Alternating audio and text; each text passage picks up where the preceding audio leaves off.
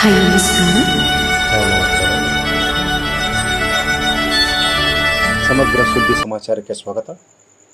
ಮರದ ಬುಡಕ್ಕೆ ಹಾಕಿದ ನೀರು ಅದು ಪ್ರತಿ ಎಲೆಗೂ ತಲುಪುವಂತೆ ಭಕ್ತಿಯಿಂದ ಮಾಡಿದ ಒಳ್ಳೆಯ ಕೆಲಸಗಳು ದೇವರನ್ನು ತಲುಪುತ್ತದೆ ಎನ್ನುವ ಹಾಗೆ ಇಂದು ಗುಲ್ಬರ್ಗ ಜಿಲ್ಲೆಯಲ್ಲಿ ಧರ್ಮಸ್ಥಳದ ಧರ್ಮಾಧಿಕಾರಿಗಳಾದಂಥ ಬಡವರ ಬಂಧು, ಭೂಮಿಗೆ ಬಂದ ಭಗವಂತ ಎಂದು ಹೆಸರುವಾಸಿಯಾದಂಥ ಡಾಕ್ಟರ್ ವೀರೇಂದ್ರ ಹೆಗ್ಗಡೆಯವರು ಈ ಕಾರ್ಯಕ್ರಮವನ್ನು ಉದ್ಘಾಟಿಸಿ ಮಾತನಾಡಿದರು. ಬಡವರಿಗಾಗಿ, ಅನಾಥರಿಗಾಗಿ, ನಿರ್ಗತಿಕರಿಗಾಗಿ ಮತ್ತು ಇಂತಹ ಅನೇಕ ಸಾರ್ವಜನಿಕರ ಮೇಲೆ ಕರುಣೆಯನ್ನು ತೋರಿ ಹಲವಾರು ಯೋಜನೆಗಳನ್ನು ರೂಪಿಸಿ ಉದ್ಘಾಟಿಸಿದರು. ಹಲವಾರು ಯೋಜನೆಗಳನ್ನು ತಂದು ಹಲವಾರು ಜನರಿಗೆ ಅನುಕೂಲ ಮಾಡಿಕೊಟ್ಟಿದ್ದಾರೆ. ಕಟ್ಟಕಡೆಯ ಮನುಷ್ಯನಿಗೂ ಈ ಯೋಜನೆ ಮುಟ್ಟಬೇಕು ಎನ್ನುವಂಥ ಅಭಿಲಾಷೆಯನ್ನು ಹೊಂದಿ ಈ ಕಾರ್ಯಕ್ರಮವನ್ನು ಉದ್ಘಾಟಿಸಿದ್ದಾರೆ.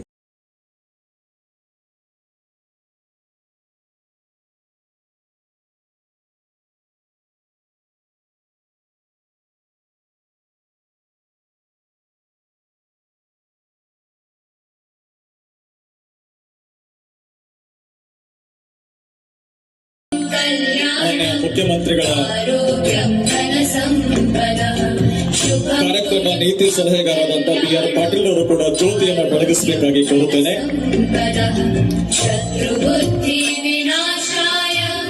ಈಗ ಸಮಾರಂಭದ ಮುಂದುವರೆದ ಭಾಗ.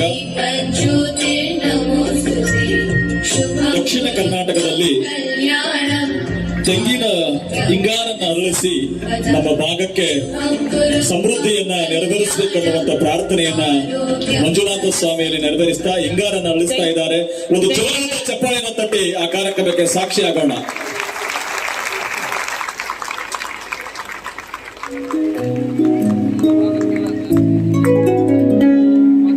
ಕಲ್ಪ ವೃಕ್ಷದ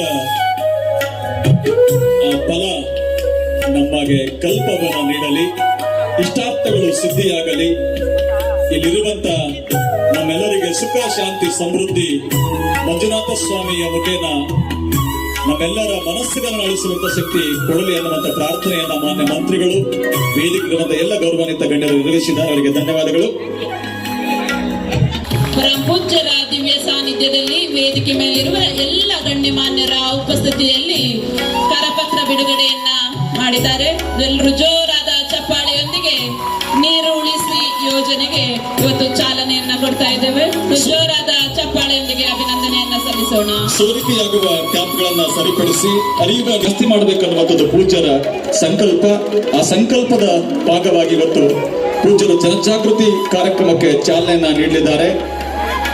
ಜೊತೆಗೆ ಜನಜಾಗೃತಿ ವೇದಿಕೆಯ ಅಧ್ಯಕ್ಷರುಗಳ ವೇದಿಕೆಗೆ ಬರಬೇಕು. ಕಲಬುರಗಿಯ ಸಿಎನ್ ಬಬಳಗಾಂವ್ ಅವರು, ಯಾದಗಿರಿಯ ನಾಗರತ್ನ ಮೂರ್ತಿ ಅನ್ಪುರ್ ಅವರು, ಬೀದರ್ನ ವಿರೂಪಾಕ್ಷ ಗಾಂಧಿಗರ್ ಅವರು, ವಿಜಯಪುರದ ಸೋಮನಗೌಡ ಪಾಟೀಲ್ ರವರು ಬಂದು ಪ್ರೀತಿಯ ಒಂದು ಜನಜಾಗೃತಿ ವೇದಿಕೆಯ ಆದೇಶ ಪ್ರತಿಯನ್ನ ಸ್ವೀಕಾರ ಮಾಡಿ ಸಮಾಜವನ್ನ ಸಂಘಟಿಸಲು ತಾವು ಸಹಕರಿಸಬೇಕಾಗಿ ವಿನಂತಿ ಮಾಡ್ತೇವೆ. ಜನಜಾಗೃತಿ ಕಾರ್ಯಕ್ರಮದ ಕರಪತ್ರ ಬಿಡುಗಡೆಯನ್ನ ಮಾಡ್ತಾ ಇದ್ದಾರೆ ಪರಮ ಪೂಜ್ಯರು, ಹಾಗೆ ವೇದಿಕೆ ಮೇಲಿರುವಂತಹ ಎಲ್ಲ ಗೌರವಾನ್ವಿತ ಗಣ್ಯಮಾನ್ಯರು. ಈಗಾಗಲೇ ರಾಜ್ಯಾದ್ಯಂತ 1830 ಮಧ್ಯವರ್ಗದ ಶಿಬಿರಗಳನ್ನ ನೆರವೇರಿಸಿ ಅದರಲ್ಲಿ 1,24,872 ಮಧ್ಯವರ್ಧನ ಶಿಬಿರಗಳಲ್ಲಿ ಆ ಶಿಬಿರದಲ್ಲಿರುವಂತ ದುಶ್ಚಟಕ್ಕೆ ದಾಸರಾಗಿರುವಂತ ಮದ್ಯಪ್ರಿಯರನ್ನ ಆ ಪ್ರಿಯದಿಂದ ಬಿಡಿಸಿ ಅವರನ್ನ ಸ್ವಾಸ್ಥ್ಯ ಸಂಕಲ್ಪದತ್ತ ತೆಗೆದುಕೊಂಡು ಹೋಗಿರುವಂತದ್ದು ಈ ಕಾರ್ಯಕ್ರಮದ ಮುಖ್ಯ ಭಾಗವಾಗಿದೆ. 3,100 ನವಜೀವನ ಸಮಿತಿ ಸದಸ್ಯರಿಗೆ ನೀಡಲಾದ ಸ್ವ ಉದ್ಯೋಗ ತರಬೇತಿಗಳಲ್ಲಿ 30 ತರಬೇತಿಗಳಲ್ಲಿ ಭಾಗವಹಿಸಿದ ಪಾನಮುಕ್ತರು 856. ನಡೆಸಲಾದ ಜಾಗೃತಿ ಕಾರ್ಯಕ್ರಮಗಳು 6,318. ಗಾಂಧಿ ಜಯಂತಿ, ನವಜೀವನ ಸಮಿತಿ ಸದಸ್ಯರು ಈಗ ಕಾರ್ಯಕ್ರಮದ ಮೂಲಕ ಪೂಜ್ಯ ವೀರೇಂದ್ರ ಹೆಗ್ಗಡೆ ಅವರು ಕಾರ್ಯಕ್ರಮವನ್ನು ಮುಂದುವರಿಸಿಕೊಂಡು ಬರ್ತಾ ಇದ್ದಾರೆ. ಈಗ ಇನ್ನೊಂದು ವಿಶೇಷವಾದಂತಹ ಕಾರ್ಯ, ಸೌರ್ಯ ವಿಪತ್ತು ನಿರ್ವಹಣಾ ಸಮಿತಿಗಳಿಗೆ ಚಾಲನೆಯನ್ನ ಪೂಜ್ಯ ಅಪ್ಪಾಜಿಯವರ ಪ್ರಸಾದಾಸ್ತದಿಂದ ನೆರವೇರಿಸಬೇಕಾಗಿ ಕೋರುತ್ತೇನೆ. ಪ್ರಕೃತಿ ವಿಕೋಪ ಮತ್ತಿತರ ಕಾರಣಗಳಿಂದಾಗಿ ಸಂಭವಿಸುವ ಅವಘಡಗಳಿಗೆ ಸ್ಥಳೀಯವಾಗಿ ತುರ್ತು ನೆರವು ಸಿಗಲಿ ಎಂಬ ಉದ್ದೇಶದಿಂದ ಧರ್ಮಸ್ಥಳದ ಧರ್ಮಾಧಿಕಾರಿಗಳು ಡಾಕ್ಟರ್ ಡಿ ವೀರೇಂದ್ರ ಹೆಗಡೆ ಅವರು ಶೌರ್ಯ ವಿಪತ್ತು ನಿರ್ವಹಣಾ ಕಾರ್ಯಕ್ರಮ ಎನ್ನುವ ಒಂದು ವಿನೂತನ ಸೇವಾ ಕಾರ್ಯಕ್ರಮವನ್ನ ಪ್ರಾರಂಭಿಸಿದರು. ಶೌರ್ಯ ವಿಪತ್ತು ಸ್ವಯಂ ಸೇವಕರು, ಸ್ಥಳೀಯ ಅಗ್ನಿಶಾಮಕ ದಳ ಮತ್ತಿತರ ವಿಪತ್ತು ನಿರ್ವಹಣಾ ಸಂಘಟನೆಗಳೊಂದಿಗೆ ಸಮಸ್ಯೆಗೆ ಎದುರಾದಾಗ ತತ್ಕ್ಷಣಕ್ಕೆ ಬಂದು ಧಾವಿಸಿ ತಮ್ಮ ಕೈಲಾದ ಸೇವೆಯನ್ನ ಸಲ್ಲಿಸುವಂತಹ ವಿಶಿಷ್ಟವಾದಂತಹ ಕಾರ್ಯಕ್ರಮ 2020ನೇ ಇಸ್ವಿಯಲ್ಲಿ ಪ್ರಾರಂಭವಾಯಿತು. ರಾಜ್ಯಾದ್ಯಂತ 91 ತಾಲೂಕುಗಳಲ್ಲಿ ಈ ಕಾರ್ಯಕ್ರಮವು ಚಾಲ್ತಿಯಲ್ಲಿರುತ್ತದೆ. ರಾಜ್ಯದಲ್ಲಿ ಸೇವೆ ಸಲ್ಲಿಸುತ್ತಿರುವ ಶೌರ್ಯ ಸ್ವಯಂ ಸೇವಕರ ಸಂಖ್ಯೆ 10,460. ಒಟ್ಟು 1,020 ನಿರ್ವಹಣೆಗಳ ಸಂಖ್ಯೆ 648. ಸ್ವಯಂ ಸೇವಕರು ಇವರಿಗೆ ನೀಡಿಗಳು 1,72,685. ಅವಕಾಶವನ್ನ ಮಾಡಿಕೊಟ್ಟು ಅಮ್ಮನ ಕಲ್ಪನೆಯಲ್ಲಿ ಮೂಡಿ ಬಂದಿರುವ ವಿಶಿಷ್ಟವಾದಂತಹ ಕಾರ್ಯಕ್ರಮ ವಾತ್ಸಲ್ಯ ಮನೆ ಕಾರ್ಯಕ್ರಮ. ಈ ವಾತ್ಸಲ್ಯ ಮನೆ ಕಾರ್ಯಕ್ರಮವನ್ನ ಈ ದಿನ ನಮ್ಮ ಕಲಬುರಗಿಯಲ್ಲಿ ವಿಶಿಷ್ಟವಾಗಿ ಕಾರ್ಯಕ್ರಮನ ಅನುಷ್ಠಾನ ಮಾಡಿ ಈಗಾಗಲೇ 11 ಮನೆ ನಿರ್ಮಾಣವಾಗಿದೆ. ರಾಜ್ಯಾದ್ಯಂತ 656 ಮನೆ ನಿರ್ಮಾಣವನ್ನ ಮಾಡೋದ್ರ ಮೂಲಕ ಇಂತಹ ಬಡ ಜನರಿಗೆ ಹೆಸರಾದಂತಹ ಮಾತೃಶ್ರೀ ಅಮ್ಮನವರ ಅತ್ಯಂತ ಪ್ರೀತಿಯ ಕಾರ್ಯಕ್ರಮ ಇವತ್ತು ಶ್ರದ್ಧಾ ಅಮ್ಮನವರ ಉಪಸ್ಥಿತಿಯಲ್ಲಿ ಪರಮ ಪೂಜ್ಯರ ದಿವ್ಯ ಸಾನ್ನಿಧ್ಯದಲ್ಲಿ ಗಣ್ಯಮಾನ್ಯರ ಸಮ್ಮುಖದಲ್ಲಿ ಸುಭದ್ರಮ್ಮ ಇವರಿಗೆ ವಾತ್ಸಲ್ಯ ಮನೆ ಹಸ್ತಾಂತರವನ್ನ ಮಾಡಲಾಗಿದೆ. ಎಲ್ಲರೂ ಜೋರಾದ ಚಪ್ಪಾಳೆಯೊಂದಿಗೆ ಇಂಥವರಿಗೆ ಮಾಸಾಸನವನ್ನು ನೀಡಲಾಗುತ್ತಿದ್ದು ಇದರಂತೆ ಕನಿಷ್ಠ 1,000 ರೂಪಾಯಿಗಳ ಮಾಸಾಸನವನ್ನ ಸಂಘದ ವತಿಯಿಂದ ನೀಡುತ್ತಾ ಇದ್ದೇವೆ. ಈ ಮಾಸಾಸನವನ್ನ ಇವತ್ತು ಕಲಬುರಗಿಯ ಅಮಿನಾಬಿ ಅವರಿಗೆ 1,000 ರೂಪಾಯಿ ಮಾಸಾಸನ ವಿತರಣಾ ಕಾರ್ಡ್ ಅನ್ನ ವಿತರಣೆ ಮಾಡ್ತಾ ಇದ್ದೇವೆ. ನಮ್ಮ ಜಿಲ್ಲೆಯಲ್ಲಿ ಮಾನ್ಯ ವಿಧಾನ ಪರಿಷತ್ತಿನ ಸದಸ್ಯರಾದಂತ ತಿಪ್ಪಣ್ಣ ಕಮಕ್ನವರವರು ವಿತರಣೆಯನ್ನ ಮಾಡಿದ್ದಾರೆ. ಧನ್ಯವಾದಗಳು. ಮುಂದುವರಿದ ಭಾಗವಾಗಿ ಈಗ ಇನ್ನೊಂದು ಕಾರ್ಯಕ್ರಮದ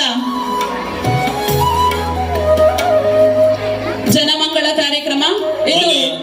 ಜನಮಂಗಳ ಕಾರ್ಯಕ್ರಮವನ್ನ ಮಾನ್ಯ PGR ಸಿಂಧೆ ಸಾಹೇಬರು ನೆರವೇರಿಸಬೇಕಾಗಿ ವಿನಂತಿ ಮಾಡ್ತೇನೆ. 2019ರಲ್ಲಿ ಭಗವಾನ್ ಬಾಹುಬಲಿಯ ಮಸ್ತಕಾಭಿಷೇಕದ ಸಭೆ ನೆನಪಿಗಾಗಿ ಪೂಜ್ಯ ವೀರೇಂದ್ರ ಹೆಗಡೆಜಿ ಅವರು ಅದರ ನೆನಪಿಗಾಗಿ ಬಡವರಾದಂಥ ಅಂಗವಿಕಲರಿಗೆ, ವಿಶೇಷ ಚೇತನರಿಗೆ ಜನಮಂಗಲ ಕಾರ್ಯಕ್ರಮದ ನೆಪದಲ್ಲಿ ವಾಟರ್ ಬೆಡ್, ವೀಲ್ ಚೇರ್ ಜೊತೆಗೆ 10 ಹಲವು ಕಾರ್ಯವನ್ನ ನೀಡ್ತಾ ಬಂದ ಹಿನ್ನೆಲೆಯಲ್ಲಿ ಇವತ್ತು ನಮ್ಮ ಜಿಲ್ಲೆಯ ವೀರೇಶ್ ತಂದೆ ಶರಣಬಸಪ್ಪ ಅವರಿಗೆ ವೀಲ್ ಚೇರ್ ಅನ್ನ ಹಸ್ತಾಂತರ ಮಾಡುವುದರ ಮೂಲಕ ಇವತ್ತಿನ ಕಾರ್ಯಕ್ರಮಕ್ಕೆ ಚಾಲನೆಯನ್ನ ಕೊಟ್ಟಿದ್ದಾರೆ. ಈಗಾಗಲೇ ನಮ್ಮ ಊರು ನಮ್ಮ ಕೆರೆ ಮತ್ತಿಮೂಡು ಮಾನ್ಯ ಶಾಸಕರು ನೆರವೇರಿಸಬೇಕಾಗಿ ಕೋರುತ್ತೇನೆ. ಮಾನ್ಯ ಶಾಸಕರಾದಂಥ ಬಸವರಾಜ ಮತ್ತಿಮೂಡ್ರವರು ಕೆರೆಯನ್ನು ಹಸ್ತಾಂತರಿಸಬೇಕಾಗಿ ವಿನಂತಿ ಮಾಡ್ತಾರೆ. ಈಗಾಗಲೇ ಕಲಬುರಗಿಯಲ್ಲಿ 38 ಕೆರೆಗಳ ಹೂಳೆತ್ತುವ ಒಂದು ವಿಶಿಷ್ಟವಾದಂತಹ ಕಾರ್ಯಕ್ರಮ ಆಗಿದೆ. ಇಡೀ ರಾಜ್ಯಾದ್ಯಂತ 792 ಕೆರೆಗಳ ಹೂಳೆತ್ತುವಂತಹ ಕಾರ್ಯಕ್ರಮಗಳನ್ನ ಈಗಾಗಲೇ ನೆರವೇರಿಸಲಾಗಿದೆ. ಹಾಗೆ ಈ ಒಂದು ಕಾರ್ಯಕ್ರಮದಲ್ಲಿ ಆನಂದ ಕ್ಷೇತ್ರದ ವಿದ್ಯೆಯಿಂದ ವಂಚಿತರಾಗಬಾರದು. ಬಡ ಮಕ್ಕಳು ಹೋಗುವಂತ ಶಾಲೆಯೇ ಅದು ಸರ್ಕಾರಿ ಶಾಲೆ. ಇಂತಹ ಶಾಲೆಗಳಲ್ಲಿ ಏಕೋಪಲಿ ನಮ್ಮ ಕಲಬುರಗಿಯ ದಂಡಮ್ಮ ಬಸವರಾಜ್ ಇವರಿಗೆ ಮಾನ್ಯ ವಿಧಾನ ಪರಿಷತ್ತಿನ ಸದಸ್ಯರಾದಂತ ಮಾನ್ಯ ಸಂಸದರು ಮತ್ತು ಕ್ಷೇತ್ರದ ಶಾಸಕರು ಅವರಿಗೆ ಅನುಮತಿ ಪತ್ರವನ್ನ ನೀಡ್ತಾ ಇದ್ದಾರೆ. ಒಂದು ಜೋರಾದ ಗೌರವ ಚಪ್ಪಾಳೆಯನ್ನು ತಟ್ಟಿ ಅಭಿನಂದಿಸೋಣ. ಸ್ಥಿತಿಯನ್ನು ಎದುರಿಸಿದವರು. ಹಾಗಾಗಿ ನೀರನ್ನ ಬಡವರ ಮನೆಯ ತುಪ್ಪದ ಹಾಗೆ ಬಳಸಿ ಅಂತ ಹಿರಿಯರು ಹೇಳಿದಾರಂತೆ. ಅಷ್ಟು ಮಹತ್ವ ಇದೆ. ಮುಂದಿನ ಕಾಲಗಳಲ್ಲಿ ಏನಾದರೂ ದೇಶಗಳ ನಡುವೆ ಯುದ್ಧ ಆದರೆ ಅದು ನೀರಿಗೋಸ್ಕರ ಅಂತ ಹೇಳ್ತಾರೆ. ಅದು ಈಗ ನಾವು ನೋಡ್ತಾ ಇದ್ದೇವೆ ಈಗಿನ ಪರಿಸ್ಥಿತಿಯಲ್ಲಿ. ಹಾಗಾಗಿ ನೀರಿನ ಮಹತ್ವ ನಮಗೆಲ್ಲರಿಗೂ ಗೊತ್ತಿದೆ. ಈ ಕಾರ್ಯಕ್ರಮ ಯಶಸ್ವಿಯಾಗಲಿ ಅಂತ ಹಾರೈಸ್ತೇನೆ. ಅದರ ಜೊತೆಗೆ ಇವತ್ತು ಅನೇಕ ಕಾರ್ಯಕ್ರಮಗಳನ್ನು ವೇದಿಕೆಯಲ್ಲಿ ಹೇಳಿದರು. ಇಲ್ಲಿ ಅನೇಕ ಸಹಾಯಗಳನ್ನು ಹಸ್ತಾಂತರಿಸಿದರು.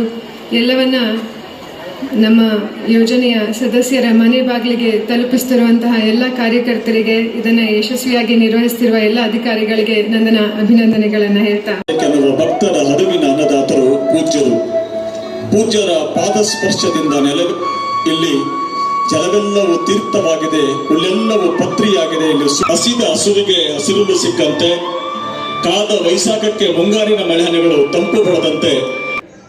ನೀರು ಉಳಿಸಿ ಅಂತ ಹೇಳೋದಾದರೆ ಗುಲ್ಬರ್ಗ ಅಥವಾ ಈ ಶಹರಕ್ಕಿಂತ ಹೆಚ್ಚು ಒಳ್ಳೆಯ ಜಾಗ ಎಲ್ಲಿದೆ ಅಂತ ನೀವು ಹೇಳಬೇಕು. ಇಲ್ಲಿ ಬರಗಾಲ ನಿಮ್ಮ ಹಾಗೆ ಬರಗಾಲ ಕಂಡವರು ನಾವು ಯಾರೂ ಇಲ್ಲ. ನಮಗೆ ಕಳೆದ ವರ್ಷ ಮಳೆ ಕಡಿಮೆಯಾಗಿ ಬರಗಾಲದ ಸ್ಪರ್ಶ ಆಯಿತು ದಕ್ಷಿಣ ಕನ್ನಡ ಜಿಲ್ಲೆಯಲ್ಲಿ. ಇಲ್ಲಿ ಈ ಕಡೆ ಯಾವತ್ತೂ ನಿಮಗೆ ರೂಢಿ ಏನು ರೂಢಿ ಅಂತಂದರೆ ಮಳೆನೇ ಇಲ್ಲ, ಮಳೆ ಕಡಿಮೆ, ಮತ್ತು ಮಳೆಗೆ ಸರಿಯಾಗಿ ನಾವು ಧಾನ್ಯ ಬೆಳೀತೇವೆ ಅಥವಾ ಜೋಳ ಬೆಳೀತೇವೆ ಅಥವಾ ಕಬ್ಬ ಬೆಳೀತೇವೆ ಅಂತ ಹೇಳ್ತೀರಿ. ಆದರೆ ನಿಮ್ಮ ಹಾಗೆ ಕಷ್ಟಪಟ್ಟು ನಮಗೆ ಗೊತ್ತಿಲ್ಲ. ನಮ್ಮದು ಮಲೆನಾಡು, ನಮ್ಮ ಜಿಲ್ಲೆಗಳಲ್ಲೆಲ್ಲ ಮಲೆನಾಡಿನಲ್ಲಿ ಭಾಳ ಒಳ್ಳೆ ಮಳೆ ಬೆಳೆ ಆಗುತ್ತೆ. ಆದರೆ ನೀವು ಈ ಭಾಗದಲ್ಲಿ ಬಂದಂಥ ಕಷ್ಟ, ನೀವು ಪಟ್ಟಂತಹ ಅನೇಕ ಸಮಸ್ಯೆಗಳು ಇದು ಸಾಮಾನ್ಯ. ನಾನು 82ನೇ ಇಲ್ಲಿ ಬಂದಾಗ ಬರಗಾಲ ಆಗತಾನೆ ಮುಗಿದಿತ್ತು. ಬರಗಾಲ ಮುಗಿದು 2-3 ವರ್ಷ ತೀವ್ರವಾಗಿ ಜನಜೀವನದಲ್ಲಿ ಗೊಂದಲ ಆಗಿತ್ತು. ಆಗ ನಾನು ಭಾಳ ಹಳ್ಳಿಗಳಿಗೆ ಹೋಗಿದ್ದೀನಿ. ಚಿಂಚೋಳಿಯಿಂದ ಹಿಡಿದು ಇಲ್ಲೆಲ್ಲ ನಾನು ಬಹಳಷ್ಟು ತಿರುಗಾಡಿದ್ದೀನಿ. ಗಂಜಿ ಕೇಂದ್ರಗಳನ್ನು ಮಾಡಿದ್ದೀವಿ ಮತ್ತು ಅನೇಕ ಕಾರ್ಯಕ್ರಮಗಳನ್ನು ನಾವು ಭಾಗವಹಿಸಿದ್ದೀವಿ. ಹಳ್ಳಿಗಳಿಗೆಲ್ಲ ಹೋಗಿ ನೋಡಿದ್ದೀನಿ ನಾನು. ಹಳ್ಳಿಗಳೇ ನೋಡಿದರೆ ಬರಗಾಲ ಅಂದರೆ ಕೆಲವರು ಒಳ್ಳೆ ಜರತಾರಿ ಸೀರೆ ಮತ್ತು ಜರತಾರಿ ರವಕೆ ಹಾಕಿದ್ದಾರೆ ಅಂತ ಕಂಡು ಬರ್ತಾ ಇತ್ತು.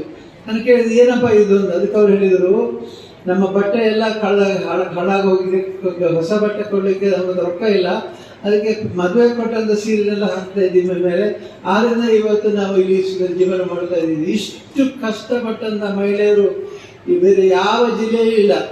ನಾನು ಹೋಗಿ ನಮ್ಮ ಊರಿಗೆ ಹೇಳ್ತಿದ್ದೆ, ನಾವು ಎಷ್ಟು ಪುಣ್ಯವಂತರು ಅಂತ ಹೇಳಿ ನಾವು ನಿಲ್ಲಿಸ್ಕೊಳ್ಬೇಕು ಮತ್ತು ದೇವರಿಗೆ ವಿಶೇಷವಾಗಿ ಪೂಜೆ ಮತ್ತು ವಿಶೇಷವಾದಂಥ ಪ್ರಾರ್ಥನೆ ಸಲ್ಲಿಸಬೇಕು. ಯಾಕೆಂದರೆ ನಮ್ಮನ್ನು ಗುಲ್ಬರ್ಗ ಅಥವಾ ಬೀದರ್ ಈ ಭಾಗದಲ್ಲಿ ಸೃಷ್ಟಿ ಮಾಡಿದೆ, ನಮ್ಮ ದಕ್ಷಿಣ ಜಿಲ್ಲೆಯಲ್ಲಿ ಸೃಷ್ಟಿ ಮಾಡಿದ್ದೆಲ್ಲಪ್ಪ ಅಂತ ನಾವು ದೇವರಿಗೆ ಕೃತಜ್ಞತೆ ಹೇಳಬೇಕು ಅಂತ ಹೇಳ್ತಾ ಇದ್ದೆ. ಅಷ್ಟು ಕಷ್ಟಪಟ್ಟಿದ್ದೀರಿ ನೀವೆಲ್ಲ. ಮತ್ತು ನಾನು ಇಲ್ಲಿ ಬಂದು 8 ದಿವಸ ಇದ್ದೆ. 8 ದಿವಸ ಈ ಗೌರ್ಮೆಂಟ್ ಗೆಸ್ಟ್ ಹೌಸಲ್ಲಿದ್ದೆ. ಮತ್ತು ಸ್ನಾನ ಮಾಡಿ ಇದ್ದಾಗ ನಮ್ಮ ಬೆರಳು ಸುತ್ತೆಲ್ಲ ಬಿಳಿ ಬಿಳಿ ಉಪ್ಪು ನೀರಿರ್ತದೆ. ಉಪ್ಪು ನೀರಿಲ್ಲಿ ಎಷ್ಟು ಉಪ್ಪು ನೀರಿತ್ತು ಅಂತಂದರೆ ಕೈ ಬೆರಳುಗಳ ಮಧ್ಯೆ ಎಲ್ಲ ಬಿಳಿ ಬಿಳಿ ಉಪ್ಪು ಸಂಗ್ರಹ ಆಗ್ತಾ ಇತ್ತು. ಅಷ್ಟು ಕಷ್ಟಪಟ್ಟು ಜನ ನೀವು. ಹಾಗಾಗಿ ನಿಮಗೆ ಇವತ್ತು ನಮ್ಮ ಈ ಕಾರ್ಯಕ್ರಮದಲ್ಲಿ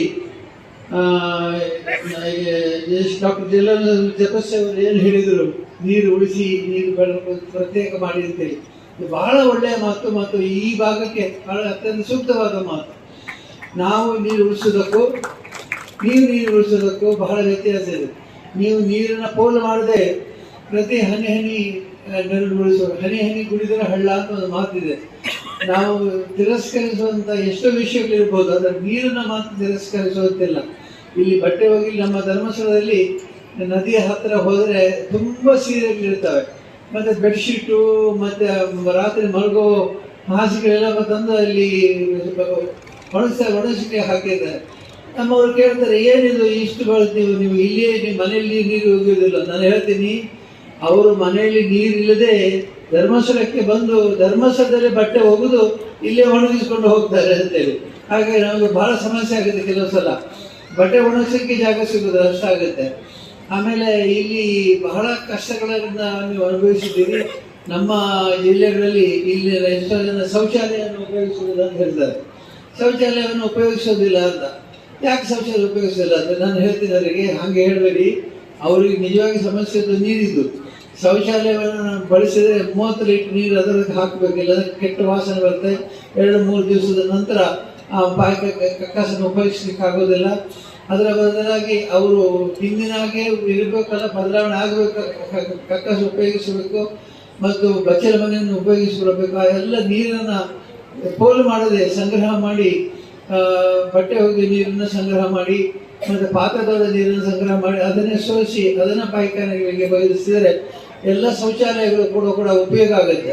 ಹಾಗಾಗಿ ನೀರಿನ ಬಳಕೆಯನ್ನು ಕಡಿಮೆ ಮಾಡುವುದು, ನೀರನ್ನು ಉಳಿಸುವಂಥದ್ದು, ಬಳಸುವಂಥದ್ದು, 3 ಕೂಡ ನೀವು ಮಾಡಬೇಕು. ನೀರನ್ನು ಉಳಿಸೋದು, ನೀರನ್ನು ಬಳಸುವುದು, ಎರಡನ್ನೂ ಕೂಡ ಭಾಳ ಎಚ್ಚರಿಕೆಯಿಂದ ಮಾಡಿದರೆ ನಿಮ್ಮ ಈ ಭಾಗದಲ್ಲಿ ಕೂಡ ನಮ್ಮ ಜಾಗದ ಹಾಗೆ ಕಷ್ಟ ಕಡಿಮೆ ಆಗಿದೆ. ಭಾಳ ಜನ ನಮ್ಮಲ್ಲಿ ಇಲ್ಲಿಂದ ಬರ್ತಾರೆ. ಅವಾಗ ಅಲ್ಲಿ ಹೇಳ್ತಿದ್ರು, ನಮಗೆ ದಕ್ಷಿಣ ಜಿಲ್ಲೆಯಲ್ಲಿ ಹೇಗೆ ದುಬೈ ಮತ್ತು ಬೇರೆ ರಾಜ್ಯಗಳಿಗೆ ಹೋದರೆ, ದೇಶಗಳಿಗೆ ಹೋದರೆ ಅಲ್ಲಿ ಸುಖ ಸಿಗ್ತದೆ. ಅದೇ ನಮ್ಮ ಈ ಗುಲ್ಬರ್ಗ, ಬೀದರ್, ಈ ಕಡೆ ಬಿಜಾಪುರ, ಈ ಕಡೆಯವರಿಗೆ ನಮ್ಮ ದಕ್ಷಿಣ ಜಿಲ್ಲೆ ಬಂದ ಸ್ವರ್ಗ ಅವರಿಗೆ ಅಷ್ಟು ಅಲ್ಲಿ ಸಂತೋಷ ಆಗುತ್ತೆ ಅಂತೇಳಿ. ಹಾಗಾಗಿ ನೀರು ಉಳಿಸಿ, ನೀರು ಬಳಸಿ ಜಾಗ್ರತೆ ನಿಮಗೆ ಹೇಳಬೇಕಾದ್ದು. ನೀವು ಅದನ್ನು ಖಂಡಿತವಾಗಿ ಎಚ್ಚರಿಕೆಯಿಂದ ಪಾಲ್ಗೊಳ್ಳಬೇಕು, ಎಚ್ಚರಿಕೆಯಿಂದ ನೀವು ಅದನ್ನು ಬಳಸ್ಕೊಳ್ಬೇಕು ಅಂತ ಹೇಳ್ತಾ, ಮುಖ್ಯವಾಗಿ ಇವತ್ತು ಅನೇಕ ಕಾರ್ಯಕ್ರಮಗಳು ನಮ್ಮ ಯೋಜನೆಯಿಂದ ಜಾರಿಯಾಗಿದೆ. ನಾವು ಯೋಜನೆಯಿಂದ ಜಾರಿ ಮಾಡುವ ಕಾರ್ಯಕ್ರಮಗಳಲ್ಲಿ ನಿಮ್ಮ ಹತ್ರ ನೀವು ಕೇಳಿಯೇ ನಾವು ಬರೋದಿಲ್ಲ, ನಾವೇ ತಕ್ಕ ಕಾರ್ಯಕ್ರಮ ತೆಗೆದುಕೊಂಡು ಬರ್ತೀವಿ. ಉದಾಹರಣೆಗೆ ಈಗ ನಮ್ಮ ಜನಜಾಗೃತಿ ಕಾರ್ಯಕ್ರಮ, ಇಲ್ಲಿ ರಾಜನಾಥರವರು ರಾಜ್ಯದ ಅಧ್ಯಕ್ಷರಿದ್ದಾರೆ, ಮತ್ತು ನಮ್ಮ ವಿವೇಕ್ ಬಾಯ್ಸ್ ಅವರು ಕಾರ್ಯಕ್ರಮ ಅನುಷ್ಠಾನ ಮಾಡಿದ್ರು. ಯಾಕೆ ಈ ಕಾರ್ಯಕ್ರಮ ಪ್ರಾರಂಭಿಸಿದ್ರೆ ಯಾರು ಕೇಳಿ ಮಾಡಿದ್ದಲ್ಲ, ಅದು ನಾವೇ ನಮಗೆ ಅನಿಸಿದ್ದು ಏನಂದರೆ, ಎಲ್ಲ ಮನೆಯಲ್ಲಿ ಸಂಪತ್ತಿ ಒಂದು ಸಣ್ಣ ಪಾತ್ರೆ ತೂತಿದೆ. ಆ ತೂತಿದ್ರೆ ಏನಾಗುತ್ತೆ, ನಿಮಗೆ ಒಂದು ಭಾಗ್ಯದ ಪಾತ್ರೆಯನ್ನು ಕೊಟ್ಟು ಮನೆಗೆ ತಗೊಂಡು ಹೋಗೋದ್ರಿಂದ ತೂತು ಮನೆಗೆ ಹೋಗುವಾಗ ಎಲ್ಲ ನೀರು ಸೋರಿ ಹೋಗಿರುತ್ತೆ. ಆ ರೀತಿ ಆಗಬಾರ್ದು, ಸೋರಿ ಹೋಗಬಾರ್ದು. ಅದೆಲ್ಲ ಉಳಿಬೇಕು ಅಂತಾದರೆ ಜನಜಾಗೃತಿ ಮಧ್ಯವರ್ತಿಗಳು ಮಾಡಿದರೆ ಮಾತ್ರ ಅವರಿಗೆ ಚಲ ಸಂಸಾರ ಸಿಗುತ್ತೆ ಅಂತ ಹೇಳಿ ನಾವಾಗೇ ಈ ಕಾರ್ಯಕ್ರಮವನ್ನು ನಾವು ಪ್ರಾರಂಭಿಸಿದ್ದೇವೆ. ನಿಮ್ಮ ಹತ್ರ ಕೇಳಿ, ನೀವು ಕೇಳಿ ಬೇಡಿಕೊಂಡು ಮಾಡಿದ್ದಲ್ಲ, ಅಂದರೆ ನಿಮ್ಮ ಚಿಂತನೆ ನಾವು ಮಾಡ್ತೇವೆ. ಮಾಡಿ ಈಗ ಅಂಗವೈಕಲ್ಯರಿಗೆ ಇಲ್ಲಿ ವಸ್ತುಗಳನ್ನು ಕೊಟ್ಟಿದ್ದೇವೆ, ಮತ್ತು ಮಹಿಳೆಯರಿಗೆ ಕೆಲವಾರು ಬಾರಿ ಅನೇಕ ಸವಲತ್ತುಗಳನ್ನು ಕೊಡ್ತೇವೆ. ಉದಾಹರಣೆಗೆ ನಮ್ಮ ಮನೆಯಲ್ಲಿ ಶೌರ್ಯ ಕಾರ್ಯಕ್ರಮದ ಜೊತೆಗೆ ವಾತ್ಸಲ್ಯ ಅಂತ ಒಂದು ಕಾರ್ಯಕ್ರಮ ಶುರು ಮಾಡಿ ಮುದುಕರಿಗೆ ಮನೆಗಳನ್ನು ಕಟ್ಟಿಕೊಡುವ ವ್ಯವಸ್ಥೆಯನ್ನು ಮಾಡಿದೆ. ಇದರಲ್ಲಿ ಯಾಕೆ ಮಾಡ್ತೇವೆ ಅಂತಂದರೆ, ನಾವು ಕಣ್ಣಾರೆ ಕಂಡು ಅವರ ಜನಜೀವನದಲ್ಲಿ ಇರುವಂಥ ಕಷ್ಟವನ್ನು ಕಂಡು ಆ ಕಷ್ಟಕ್ಕೆ ಸ್ಪಂದಿಸಬೇಕಾದ ನಮ್ಮ ಧರ್ಮ. ಮಂಜುನಾಥ ಸ್ವಾಮಿ ಆದೇಶ ಅದೇ ಇದೆ. ಏನಂದರೆ, ಧರ್ಮದಲ್ಲಿ 4 ದಾನಗಳಿದ್ದಾವೆ: ಅನ್ನದಾನ, ವಿದ್ಯಾದಾನ, ಔಷಧಾನ, ಇನ್ನು ಕೊನೆಯದು ಅಭಯದಾನ. ಅಭಯದಾನ ಅಂತಂದರೆ ಕಷ್ಟದಲ್ಲಿರೋರಿಗೆ ಸಹಾಯ ಮಾಡುವಂಥದ್ದು. ಎಲ್ಲ ಧರ್ಮದಲ್ಲಿ ಹಿಡಿದಂಥ ಒಂದು ಸಂದೇಶ ಅಂತಂದರೆ, ಕಷ್ಟದಲ್ಲಿರೋರಿಗೆ ಸಹಾಯ ಮಾಡಿ ಅಂತ. ಕಷ್ಟದಲ್ಲಿರೋರು ಕೇಳುವವರೆಗೆ ಕಾಯಬೇಡಿ ಅಂತ. ಅವರಿಗೆಲ್ಲ ಕಷ್ಟ ಬಂದು ಅವರು ಬಹಳಷ್ಟು ಅಪರೂಪದ ಚೇತನರಾದಂಥ ಪೂಜ್ಯ ಡಾಕ್ಟರ್ ವೀರೇಂದ್ರ ಹೆಗಡೆ ಅವರಿಗೆ ತುಂಬ ಹೃದಯದ ಅಭಿನಂದನೆಗಳನ್ನು ಸಲ್ಲಿಸ್ತೇನೆ. ಅನೇಕ ಅದು ಧರ್ಮಸ್ಥಳದ ಸಂಘ ಅನ್ನುವಂಥದ್ದು ನಮ್ಮೆಲ್ಲರಿಗೂ ತಿಳಿದಂಥ ವಿಷಯ. ಈ ಸಂಘದ ವಿಶೇಷವಾದ ಕಾರ್ಯಕ್ರಮಕ್ಕೆ ಆಗಮಿಸಿ ಸಭೆಯನ್ನು ಉದ್ಘಾಟಿಸಿದ ಶರತ್ಪ್ರಕಾಶ್ ಪಾಟೀಲ್ ಮೊದಲುಗೊಂಡು